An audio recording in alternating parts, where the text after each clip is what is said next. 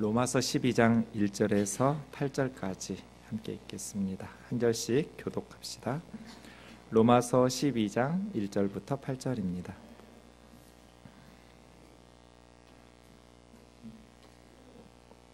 그러므로 형제들아, 내가 하나님의 모든 자비하심으로 너희를 권하노니 너희 몸을 하나님이 기뻐하시는 거룩한 산 제물로 드리라. 이는 너희가 드릴 영적 예배니라.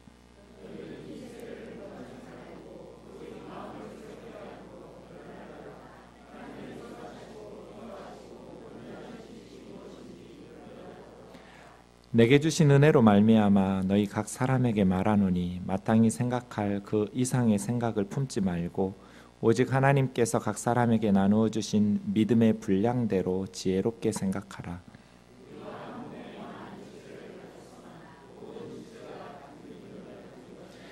이와 같이 우리 많은 사람이 그리스도 안에서 한 몸이 되어 서로 지체가 되었느니라.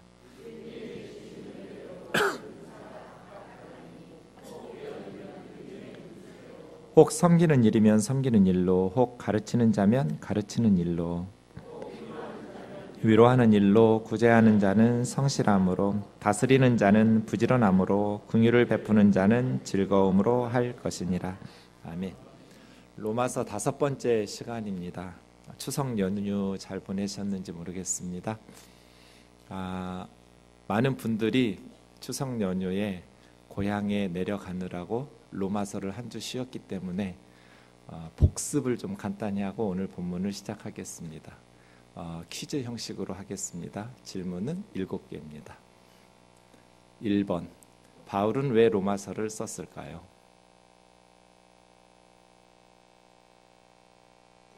여러분, 송편을 너무 많이 드신 거 아니에요?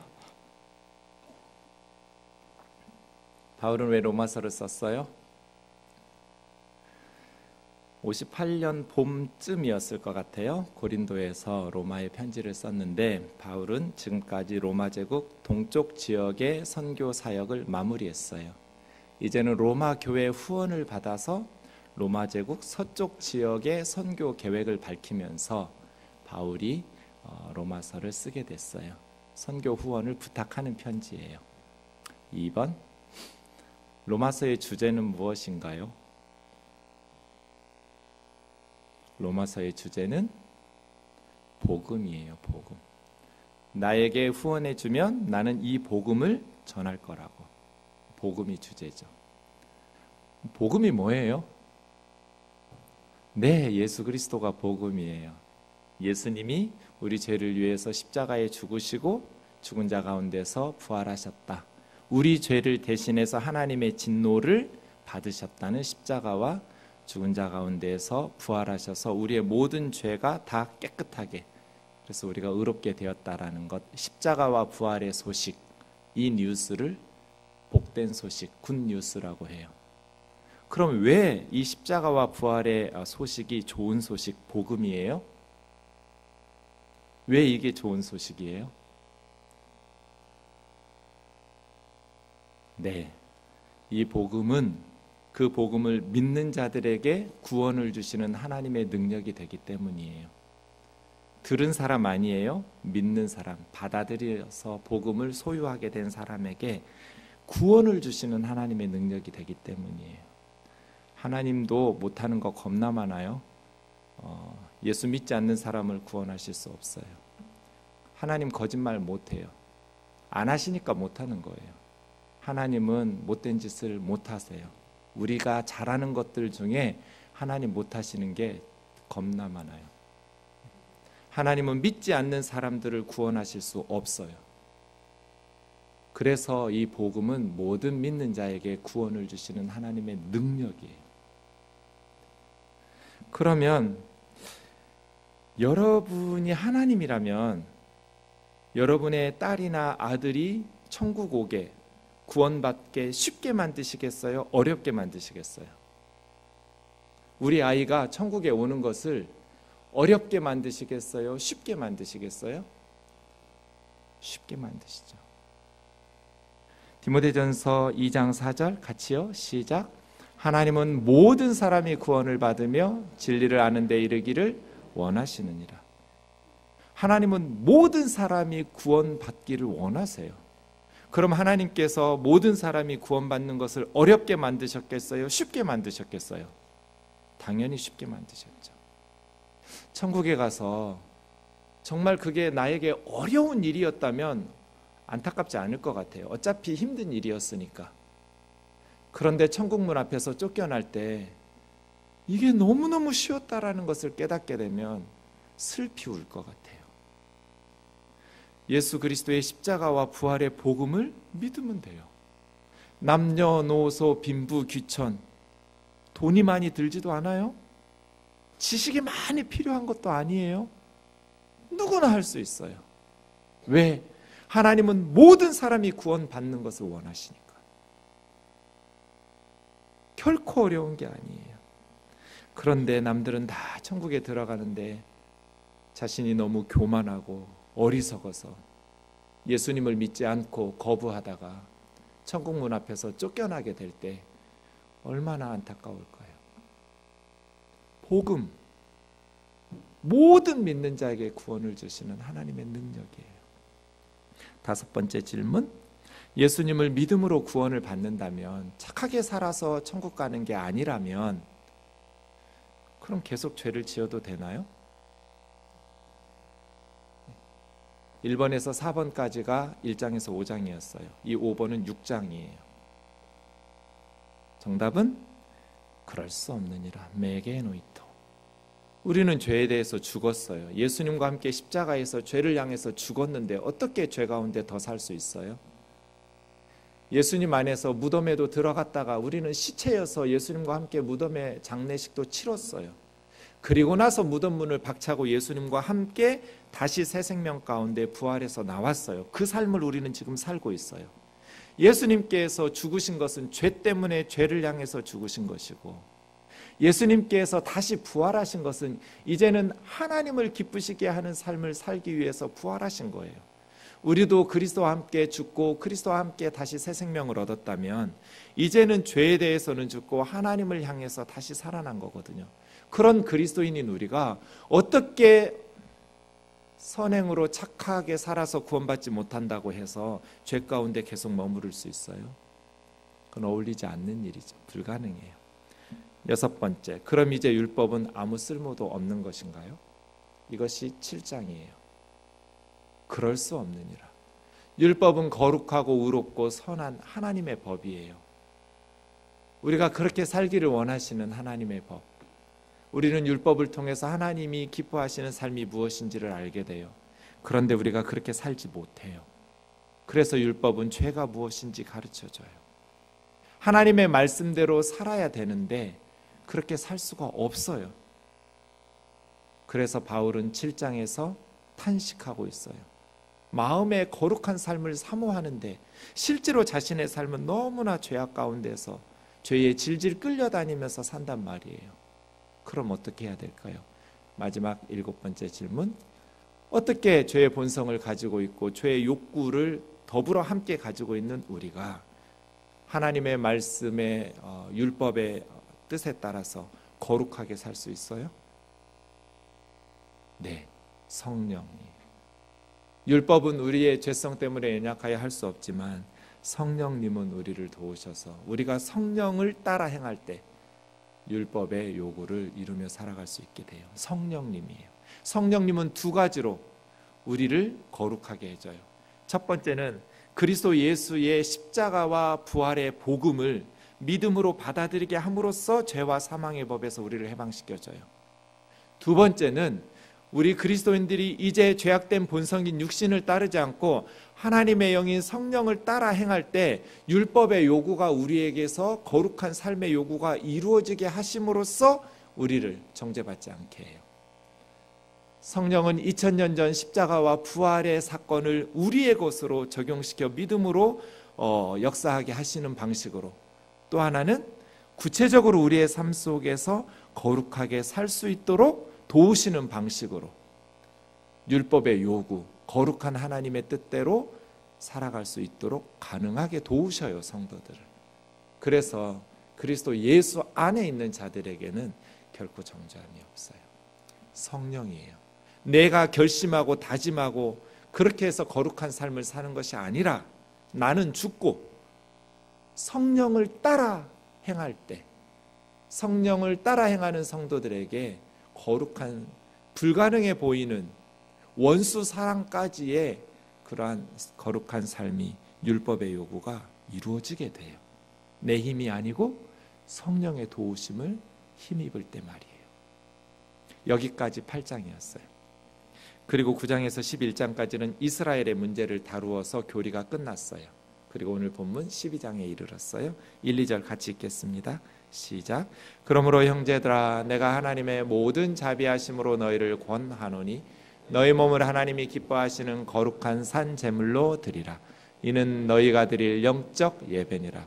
너희는 이 세대를 본받지 말고 오직 마음을 새롭게 함으로 변화를 받아 하나님의 선하시고 기뻐하시고 온전하신 뜻이 무엇인지 분별하도록 하라.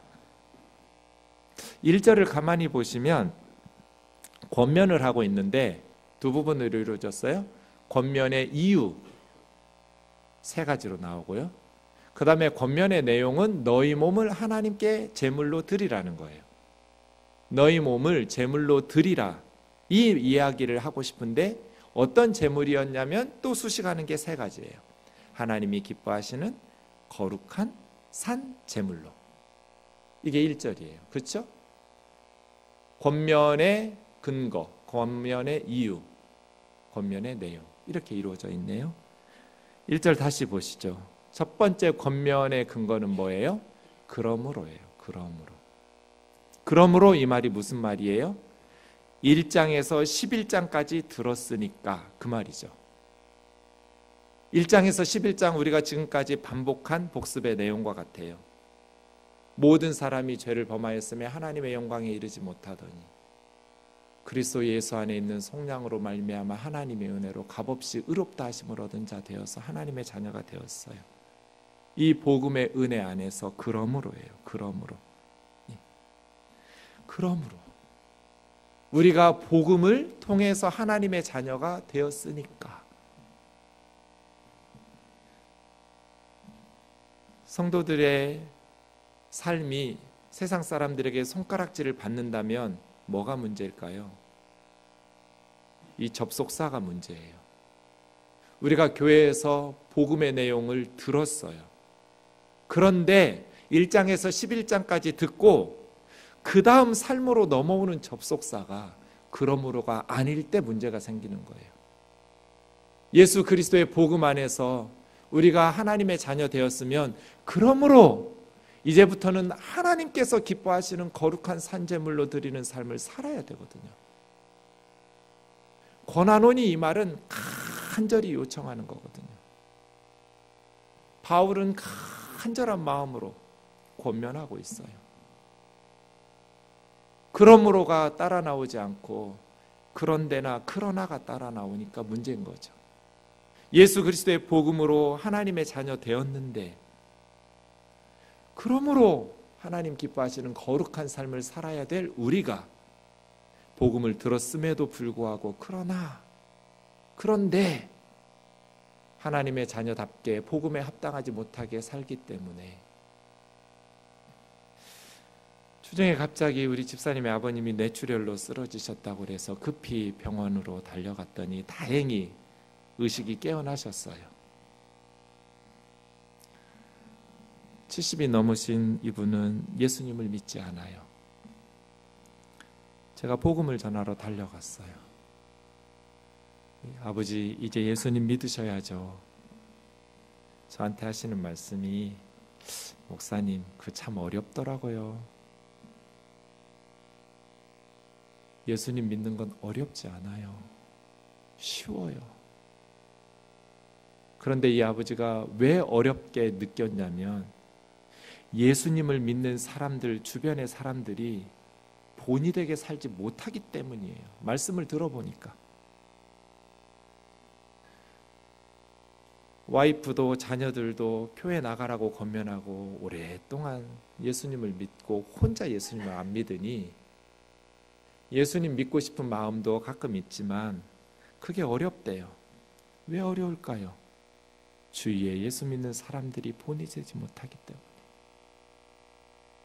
그러므로가 와야 되는데 그러므로가 오지 않는 거예요. 그래서 믿지 않는 세상 사람들이 그거 참 어렵다 이렇게 느끼는 거예요. 사랑하는 형제 자매 여러분, 저와 여러분이 이 복음으로 구원을 받았으면 그러므로가 따라올 수 있도록 우리가 새로운 삶 살아갈 수 있기를 주의 이름으로 축원합니다. 이게 첫 번째 근거예요. 바울의 권면의 첫 번째 근거는 그러므로예요. 두 번째는 형제들아, 형제들아. 형제들아 이 말은 아버지가 같아서 그래요. 어머니의 태, 자궁과 어근이 같아요. 형제라는 단어는. 같은 부모 밑에서 태어나니 자매 형제가 되죠. 이게 두 번째 권면의 이유예요. 형제들이기 때문에 권면해요. 간절히 호소해요. 내 가족에게는 더 간절한 마음으로 권면하잖아요. 남이야 그냥 뭐 소홀히 들어도 흘려 들어도 크게 안타까울 일이 없을지 모르겠지만 내 가족이라면 바울은 더 간절한 심정으로 권면하는 거죠. 형제들아. 그러므로 형제들아. 세 번째 근거는 하나님의 모든 자비하심 때문이에요. 자비하심은 긍휼히 여기고 불쌍히 여기는 거예요. 하나님께서 우리를 사랑하시기 때문에 이 하나님의 자비하심을 생각할 때 우리는 거룩한 삶의 욕구가 생기거든요. 하나님이 우리를 얼마나 아끼고 사랑하시고 하나님께서 우리를 얼마나 소중히 여기시는지를 묵상할 때 우리는 거룩한 삶을 추구하게 돼요. 이게 세 번째 근거였어요. 하나님의 모든 자비하심으로, 하나님의 모든 사랑으로, 그 하나님의 모든 사랑 때문에, 자비하심 때문에 우리가 구원받았어요. 그리고 그 하나님의 모든 자비하심, 그 사랑 때문에 우리는 거룩한 삶을 추구하게 돼요. 이 세 가지 근거로 너희 몸을 하나님이 기뻐하시는 거룩한 산 제물로 드리라고 권면하고 있어요. 그런데 너희 몸이라는 이 소마라는 단어가 핵폭탄이에요. 왜냐하면 당시 로마 제국은 주전 326년 알렉산더에 의해서 정복당한 이후에 로마의 모든 유대도 마찬가지예요. 사람들의 사상은 그리스 철학, 헬라 철학의 영향을 받고 있었어요. 로마 제국 사람들의 가치관, 세계관은 헬라 이원론이에요. 그 헬라 철학의 이원론은 영은 거룩하고 선하지만 육은 악하고 추하다는 거예요. 영은 생명의 세계, 이데아의 세계이지만 육은 사망의 세계예요. 그래서 소마, 세마, 에스틴이라는 말이 유행어예요. 소마, 육체는, 에스틴, 감옥, 세마, 에스틴은 비동사예요. 소마, 세마, 에스틴. 소마는 몸은, 세마다, 감옥이다. 영혼의 감옥. 그러려면 구원은 뭐겠어요? 육체라는 감옥에 갇혀있는 우리의 영혼을 육체로부터 벗어나는 것. 이게 구원이에요. 그래서 영지주의라는 이단이 나온 거예요. 영은 거룩한데 육은 악하거든요. 그러니 예수님이 그 죄와 사망의 증거인 육을 입고 오실 리가 없는 거예요. 그래서 가현설이에요. 예수님은 육체를 입고 나타난 것처럼 보였을 가짜 현상이에요. 예수님은 영적 존재지 육을 입을 수 없는 존재예요. 육은 악한 것이니까요. 이게 영지주의예요. 초대교회의 엄청나게 제일 큰 이단이에요. 왜 그리스도인들이 영지주의에 빠졌을까? 영육 이원론 때문이에요. 성경의 이원론은 시간적 이원론이거든요. 이 세상과 오는 세상, 장차 올 세상. 그런데 공간적 이원론으로 바꿔버린 거예요. 영과 육을 나누어서 육은 악하고 영은 선하고 거룩하다. 그런데 너희 몸, 육으로, 소마로 하나님이 기뻐하시는 거룩한 산제물로 드리라는 것이니까 핵폭탄이죠. 육은 악한 것인데 어떻게 영적인 예배를 드릴 수가 있어요? 그래서예요. 헬라 이원론에 빠져있는 당시 그리스도인들에게 너희 몸으로 하나님 앞에 거룩한 산제물로 드리라는 이 바울의 권면은 충격이었을 거예요. 영육이원론에 빠지면 어떤 철학학파가 생기냐면 사도행전 17장 18절에 나오는데요. 에피쿠로스 학파와 스토아 학파가 생겨요. 에피쿠로스 학파는 쾌락주의예요. 바울이 아테네에서 설교할 때 나온 철학자들인데요. 육은 악하고 영만 선하니까 육으로 하는 모든 쾌락은 죄가 아닌 거예요. 그래서 에피쿠로스는 쾌락주의예요.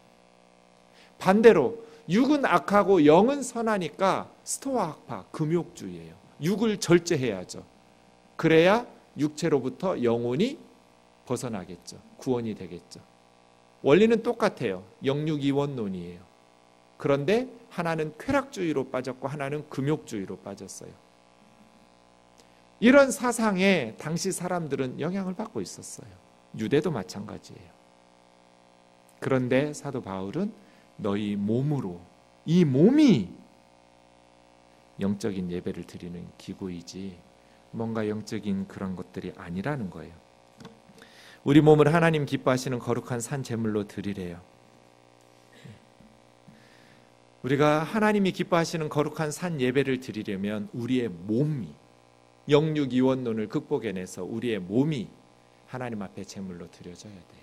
손과 발이, 입과 혀가, 우리의 모든 것이 하나님을 기쁘시게 하는.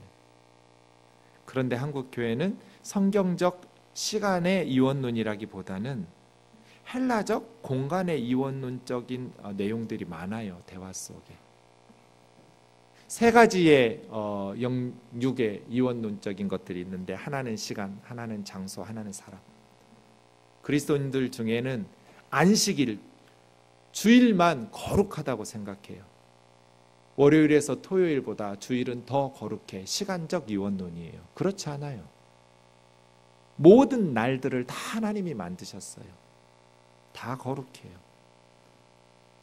공간, 예배당이 더 거룩하다고 생각해요. 예배당 중앙에서도 목회자들이 설교하는, 그래서 저는 어릴 때 목사님 설교하시는 강대상 위에 올라가지도 못했어요. 어린 아이들이 올라가면 혼났어요. 교회에서. 그 거룩한 설교단에 아이들은 올라갈 수 없는 것이죠. 어느 날 성탄절 연극 연습하러 교회 갔는데 어머나 세상에, 목사님 설교하시는 대강대상에 쥐똥들이 얼마나 많은지, 쥐들은 올라가는데 나는 못 올라가는구나. 이 장소가 거룩한 게 아니에요. 공간적 이원론은 헬라적 사상이에요. 모든 땅이 거룩해요. 예수 그리스도 안에서 말이에요. 사람도 마찬가지예요. 목사가 더 거룩한 게 아니에요. 구원받은 모든 성도는 다 왕같은 제사장이에요. 거룩한 성령의 사람들이에요. 그러니 시간도 공간도 사람도 그런 공간적 이원론에 빠질 필요가 없어요. 그리스도 안에서 우리는 모든 시간도 모든 공간도 모든 사람도 다 거룩한 하나님의 백성. 너희 몸을 하나님께 제물로 드리라는 것은 예배당에서 예루살렘 성전에서는 불가능해요. 삶의 현장이 다 번제단이어야 돼요.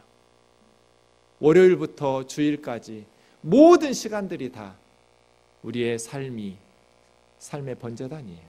하나님 앞에 드려지는 번제단 되어서 부엌에서도 거실에서도 회사에서도 교실에서도 교회뿐 아니라 모든 곳에서 번제단 삼아서 우리의 삶을 하나님 앞에 거룩한 산제물로 드려야 되는 거예요. 학생이라면 공부를 할 때 책상 앞에서 하나님 앞에 예배 드리듯이 공부해야 돼요. 가정주부가 부엌에서 설거지할 때 하나님 앞에 예배 드리듯이 설거지하는 거예요. 운전할 때 모든 삶의 순간을 번제단 삼아서 하나님 앞에 제물로 너희 몸을 드리라는 거예요. 그것이 첫 번째, 어떻게? 하나님을 기쁘시게 하는, 하나님이 기뻐하시는 제물로 드려야 돼요. 하나님이 기뻐하시는 예배를 드리듯 하나님께서 기뻐하시는 가정 생활, 사회 생활, 학교 생활, 우리의 삶의 모든 영역에서 하나님께서 기뻐하시는 삶의 예물로 드려야 돼요. 하나님께서 기뻐하시지 않으면 그 예배가 무슨 의미가 있어요? 그러려면 거룩한 몸으로 드려야 돼요. 거룩은 구별된 거예요. 세상 사람들처럼 막 살아버리면 안 돼요. 하나님의 자녀답게 구별되게 살아야 돼요. 그렇게 거룩한 제물로 하나님이 받으심직할 수 있도록 흠 없이 그렇게 드려야 돼요. 우리의 지체를 악한 일에 사용하면 안 돼요. 우리의 손을, 우리의 혀를, 우리의 눈, 코, 입을, 우리의 발을 악한 일에 드리면 안 돼요. 선한 일에 거룩한 제물로 드려야 돼요. 그리고 산 제물로 드려야 돼요. 우리 예배가 죽어있는 예배가 되면 안 돼요. 살아있어야 돼요. 날마다 살아있는 예배를 예배당 안에서도 드려야 되고 예배당 밖에서도 드려야 돼요. 죽어있는 제물이 아니라 언제나 영적인 활력이 있어야 돼요. 생동해야 돼요. 마지못해서 억지로 그런 지루한 예배가 아니에요. 활력 있고 생동감 있는 살아있는 예배로 하나님 앞에 드리래요. 그것이 바울의 권면이었어요.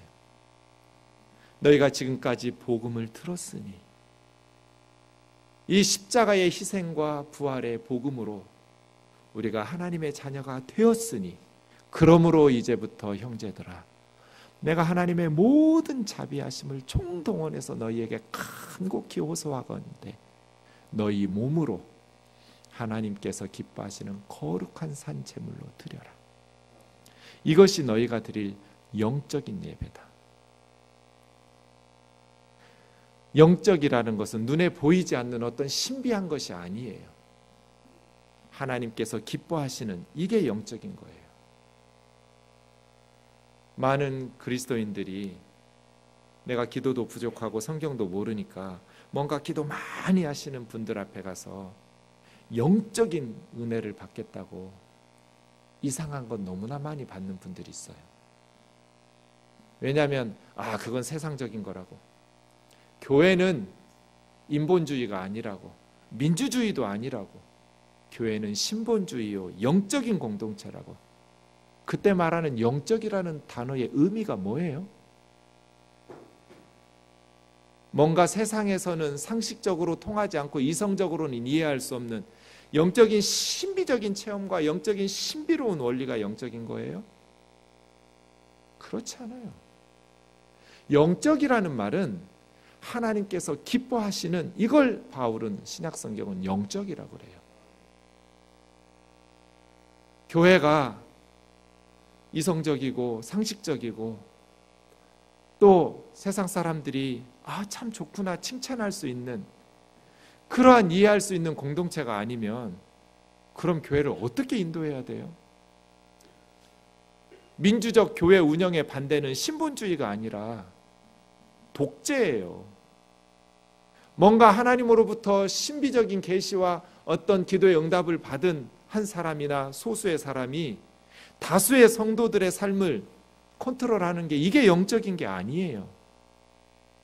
모든 성도는 다 왕같은 제사장이고 목회자들 속에 있는 동일하신 성령님이 모든 교우들 안에 계셔요. 목회자들 안에는 더 신령한 성령님이 계시는 게 아니에요.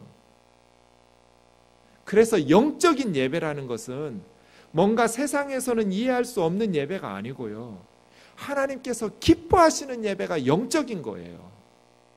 하나님을 기쁘시게 하는 것, 그것이 신령한 것이고 영적인 것이지, 보통 사람들이 상식적으로 이성적으로 이해할 수 없는 것은 영적인 게 아니에요.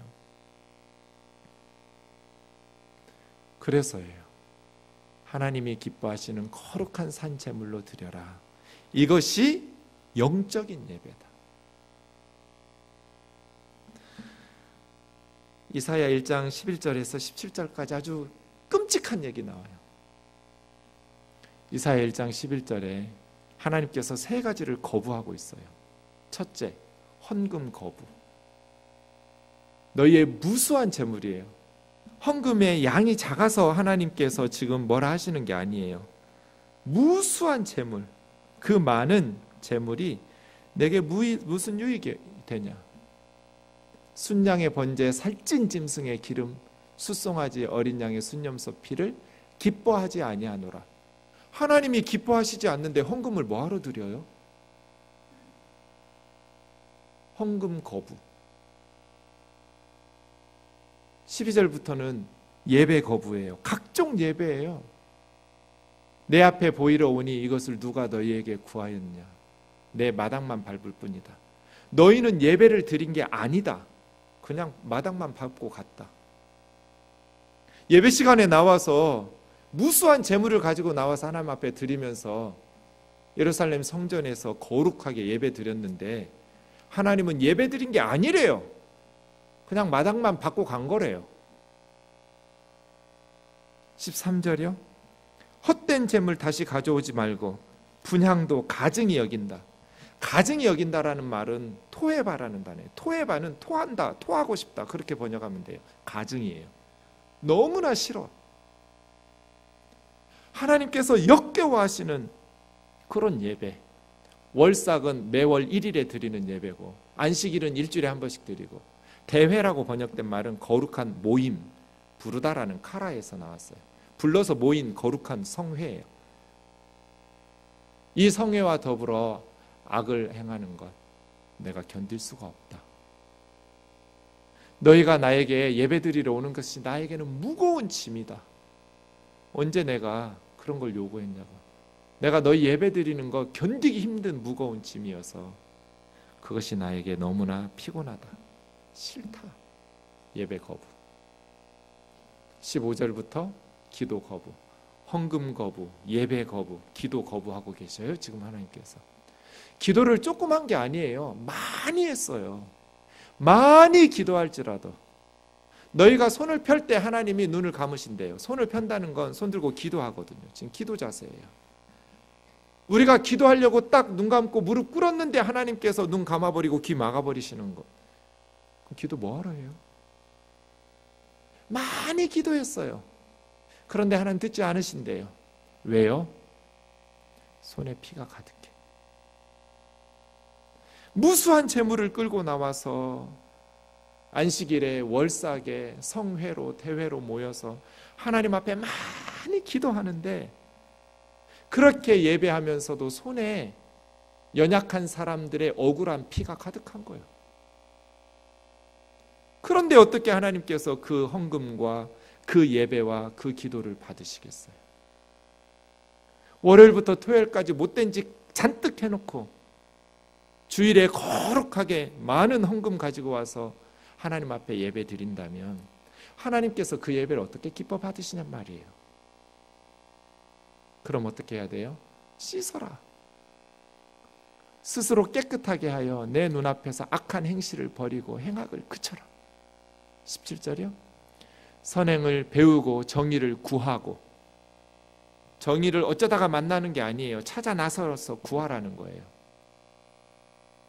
학대받는 자들을 도와주고 고아와 신혼은 원수 갚아주는 거예요. 고아들의 억울한 것을 보호해주고 과부들을 위해서 변호해주라는 거예요. 그러면 내가 너희 예배를 기쁘게 받고 너희 기도에 응답하고 너희의 헌금이 나의 기쁨이 되고, 그렇지 않으면 너희는 마당만 밟을 뿐이다. 예배자가 아니다. 이런 말씀으로 교육받은 사도 바울은 복음을 전한 후에 그러므로 형제들아 내가 하나님의 모든 자비하심으로 너희를 권하노니 너희 몸을 하나님이 기뻐하시는 거룩한 산제물로 드려라. 이것이 너희가 드릴 영적인 예배다. 우리가 어떻게 이렇게 영적인 예배자가 될 수 있을까요? 어떻게 우리의 삶을 하나님께서 기뻐하시는 거룩한 산제물로 드릴 수 있을까요? 2절을 같이 읽지요. 시작.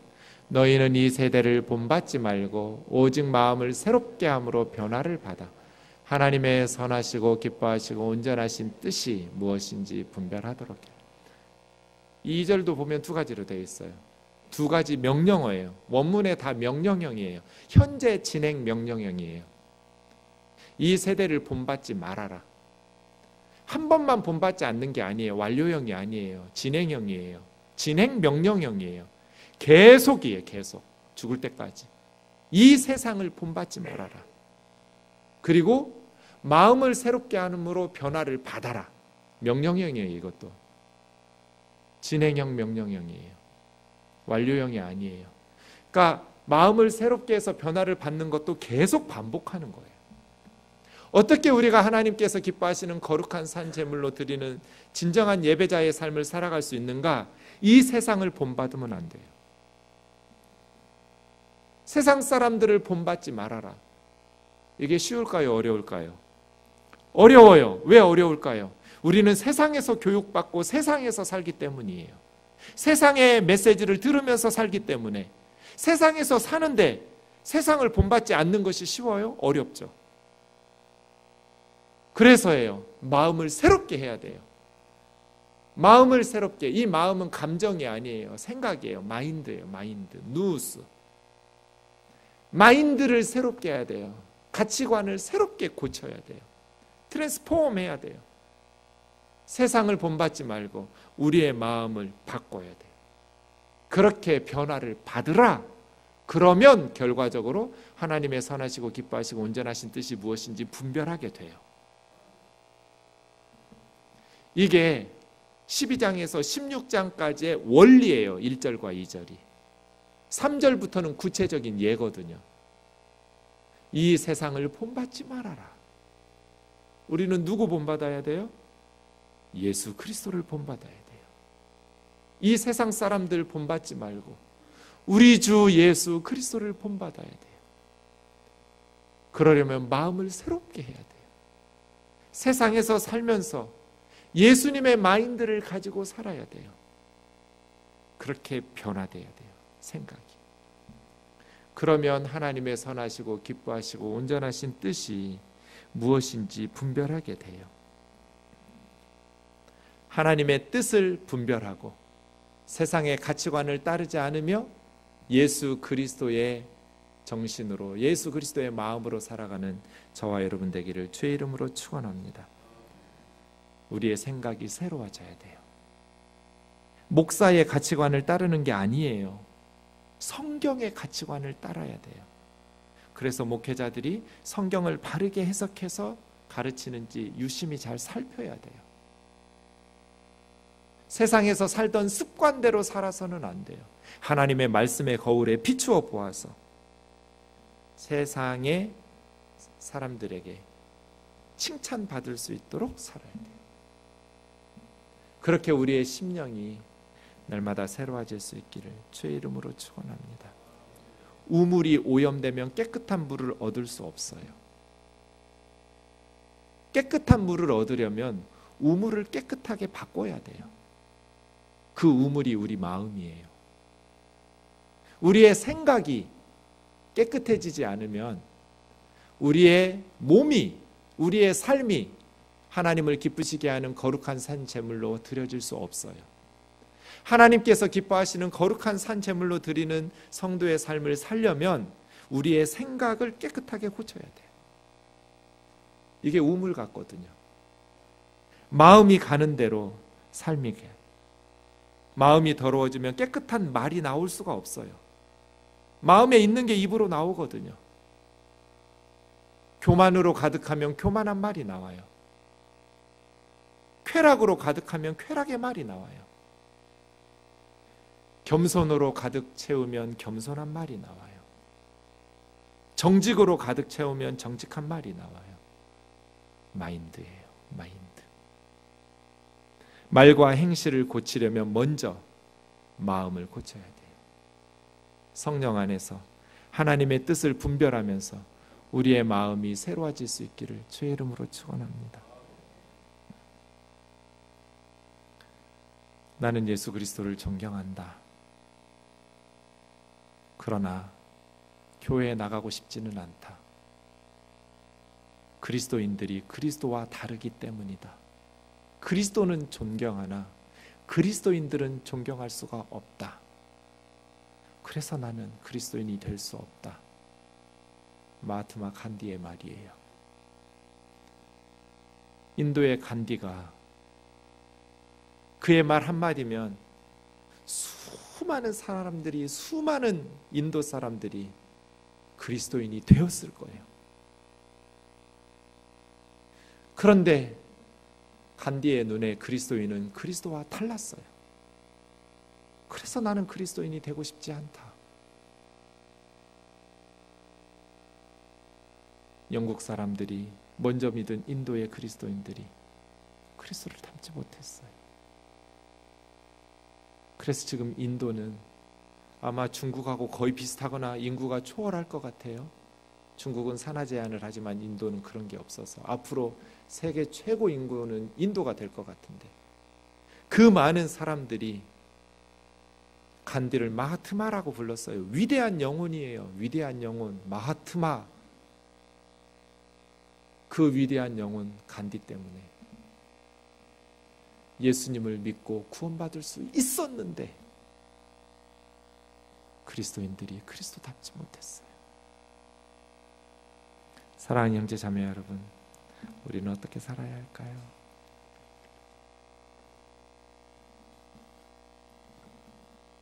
3절부터 8절까지는 구체적인 예예요. 3절부터 마지막은 다 이제 구체적인 예예요. 1, 2절이 원리예요. 3절부터 구체적인 예를 간단히 들고 기도하고 마치죠. 내게 주신 은혜로 말미암아 너희 각 사람에게 말하노니 마땅히 생각할 그 이상의 생각을 품지 말고. 이 말은 무슨 뜻일까요? 자기 자신을 높은 과대평가하지 말란 뜻이에요. 자기 자신을 높은 사람이라고 평가하지 마라. 스스로를 높게 생각하지 마라. 그 말이에요. 오직 하나님께서 각 사람에게 나누어 주신 믿음의 분량대로 지혜롭게 생각하라. 지혜롭게라는 말보다는 냉철하게, 냉정하게 자기 자신을 평가하라는 거예요. 그래서요, 4절, 우리가 한 몸에 많은 지체를 가졌으나 모든 지체가 같은 기능을 가진 것은 아니니 이와 같이 우리 많은 사람이 그리스도 안에서 한 몸, 교회를 이루었어요. 서로 지체가 되었죠. 높은 데 마음을 품지 말고. 여러분의 몸이 눈으로만 채워져 있으면 얼마나 불편하겠어요? 코만 가득 있으면, 그냥 코는 구멍 2개만 있으면 되거든요. 구멍이 한 수백 개 되면 얼마나 숨쉬기 힘들까요? 발가락 같은 건 없어. 새끼손가락 같은 건 없어. 얼마나 불편할까요? 우리 눈을 볼 때 저 사람은 믿음도 없고 별로 우리 교회에 도움도 안 되는 것 같고, 모든 게 다 손이면 얼마나 힘들까요? 그 몸이. 모든 사람이 다 머리가 되려고 하면 그 교회는 얼마나 다니기 힘들까요? 많은 지체가 한 몸에 마땅히 생각할 그 이상의 교만한 생각을 품지 말고 냉정하게 생각해서 나보다 더 잘할 수 있는 사람이 있으면 내 자리를 양보하면서 그 사람이 그 역할을 잘할 수 있도록 한 몸을 이루어가라는 거예요. 우리에게 주신 은혜로 받은 은사가 각각 달라요. 성령의 은사가 달라요. 다 똑같지가 않아요. 그러면서 은사를 7가지로 이야기하죠. 여러분은 어떤 은사 주셨는지 보세요.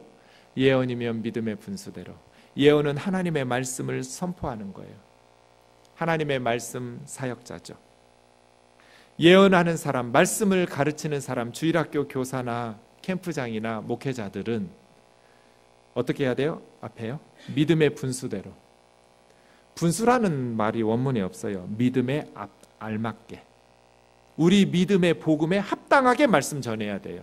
딴소리하면 안 돼요. 말씀을 가르치는 말씀 사역자들은 복음에 알맞게, 합당하게, 우리가 믿는 복음에 일치하게 세상적인 메시지 전하면 안 돼요. 성경과 다른 메시지 전하면 안 돼요. 우리에게 주신 성경의 믿음 그대로 예언해야 돼요. 말씀을 전해야 돼요. 미래를 점치는 게 아니에요. 말씀 선포하는 게 예언이에요. 2번째, 섬기는 일이면 섬기는 일로. 말씀으로 섬길 수도 있고 음식으로 섬길 수도 있고, 가르치는 자면 가르치는 일로.